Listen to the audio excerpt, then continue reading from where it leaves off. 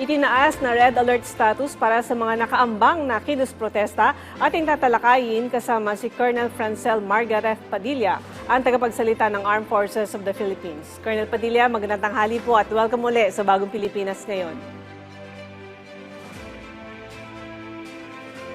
Hello? Hello, Colonel? Magandang tanghali po, Asek, and magandang tanghali po sa lahat po ng taga-subaybay po ng Bagong Pilipinas. Okay, ma'am, ano po yung dahilan kung bakit agad na itinaas sa red alert ang lahat ng unit ng AFP simula noong September 12? Ma'am, ang red alert po, bahagi po na ito ng aming standard security protocols. Ini-ensure nito, ma'am, na ang lahat po ng AFP units are in full readiness po to support the PNP sa pag-maintain po ng peace and order during protest action. Okay, precautionary measure lamang po ito at wala po tayong dapat ipangamba. Colonel Padilla, siguro po ipaliwanag lang natin, ano po ba yung mga konkretong pagbabago sa operasyon ng AFP kapag ka nasa red alert status? Sir, kapag naka-red alert po, naka-full monitoring po lahat ng units po natin. Ang communication lines po natin ay bukas po 24/7 at naka-standby din po ang mga tropa natin para po makaresponde po tayo kung hihingin po ng PNP in terms of peace and order and law enforcement. So it's more about readiness po, not immediate deployment po. Na ibig sabihin, pag tinaas yung red alert, magde-deploy na kami. It's not the case po. Ma'am, sa inyong suporta sa Philippine National Police, kumusta po yung pakikipag-ugnayan ng AFP sa PNP para tiyakin yung kapayapaan, syempre, at kaayusan sa gitna ng mga protesta? Ma'am, very close po ang aming coordination. The PNP leads law enforcement and crowd control habang ang AFP po, handa po kaming sumuporta sa ganitong mandato po nila kung kinakailangan. Ang layunin po namin ay simple po, peaceful at orderly po ang lahat ng kilos protestang magaganap.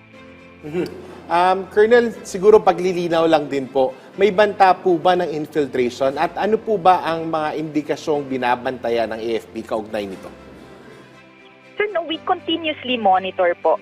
Wala po ngayong indikasyon ng malaking banta pero ang AFP po, alerto po tayo sa laban po sa anumang pagtatangka na i-exploit po itong sitwasyong ito para maghasik po ng karahasan o kapag kawatak-watak o anumang kaguluhan po. Colonel, ano naman po yung mga hakbang na ginagawa ng AFP para maiwasan ang maling impression na ang red alert status ay senyales ng militarization? Ma'am, ang red alert ay hindi militarization. It is simply a readiness posture. The Armed Forces of the Philippines po, we stay in the background sa ganito po, while the PNP takes the lead on the ground in terms of law enforcement nga po and crowd control po. Colonel, may mga panawagan din po sa AFP na mag-withdraw ng suporta sa pamahalaan. Ano po ang opisyal na tugon ng AFP dito? The AFP is a professional organization po. Our loyalty is to the Constitution, and to the duly constituted authority po. The President po leads anti-corruption efforts and we are here po to back that fight.